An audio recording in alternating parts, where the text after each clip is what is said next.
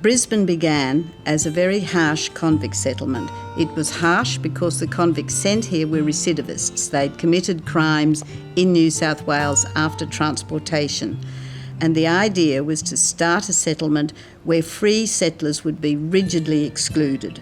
And the radius was 50 miles or 80 kilometres. By 1841, the convict settlement was well and truly in its transition phase to a free settlement.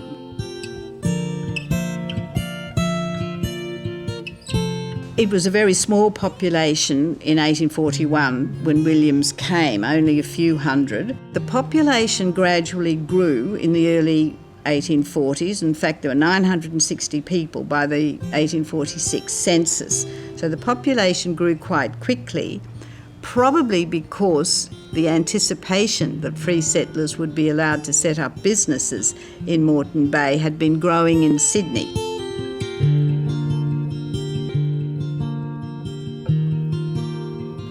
The skills he would have acquired as a coal miner in Somerset would have been of some use to him in his later ventures in Queensland. Williams was very important in early Brisbane because he was one of the people that recognised opportunities. He was willing to take risks, but they were always very carefully calculated risks. He was not afraid of failure. He was very persistent and consistent. He tried again numerous times in some of his ventures.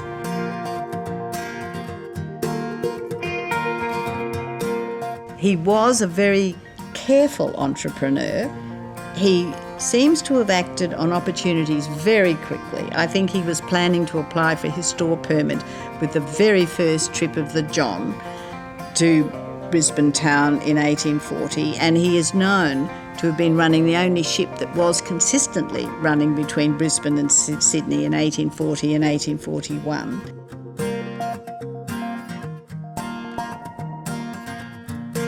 Williams appears to have reinvested the money he made. I don't think he was ever after a great fortune. There's no evidence that he wanted to accumulate a fortune. I think he loved being in business. I think he was in business for the sake of being in business. I think it was his passion.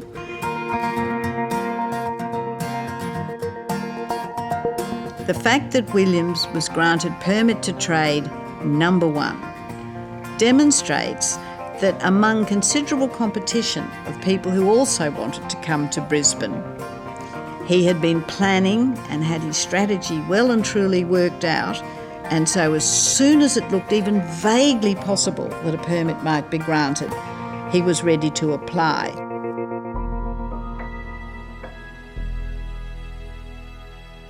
I think one of the weaknesses of Williams in the business context possibly was his personality. He appears to have been a rugged individualist. He had associations with people when it would suit his business interests. But he didn't seek the kind of partnerships or collaborations which would take a business further forward.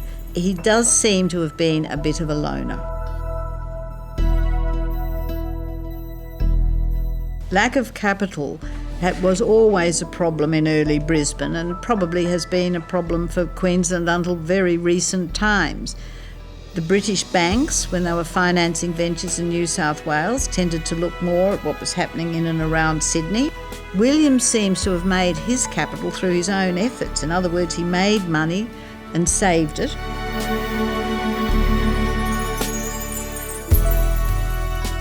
Williams was very important in the development of perhaps one of Queensland's most important industry, coal. And his ventures into coal mining illustrate some key features about him. He tried several times. He was never afraid to fail.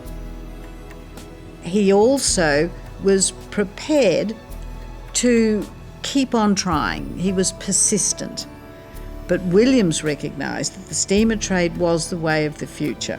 Steamers were clearly going to be very important. And so whether they're ocean-going steamers or river steamers, they all need coal.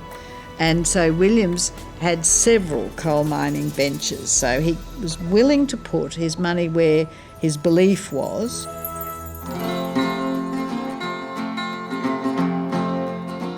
Williams is a worthy inductee into the Queensland Business Leaders Hall of Fame because he really was the first to run organised business which developed into further businesses in early Brisbane. He was the first to have a trading licence. He was the first to have a ferry licence, and in the era without bridges, when the river is a major divide between two major parts of the city, that was a very important factor. And I think perhaps one of his firsts is well worth remembering. He was the first person to recognise not only how important coal would be for the local economy of Moreton Bay, but for all the Australian colonies, because their lifeblood in the 19th century was trade. Steamers were the coming thing in ocean-going trade, and to trade you needed coal.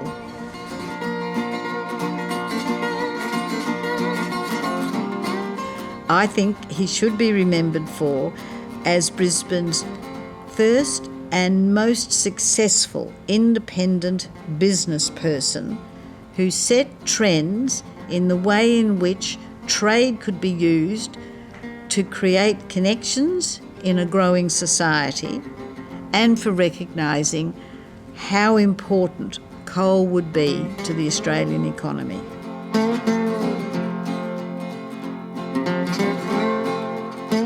I think if you look at Williams' business record quite objectively, in the variety of his undertakings, but in the fact that there were connections between them, it's quite possible to see in Williams' character and the way he developed and ran his businesses a precedent for the way in which business in Queensland has developed.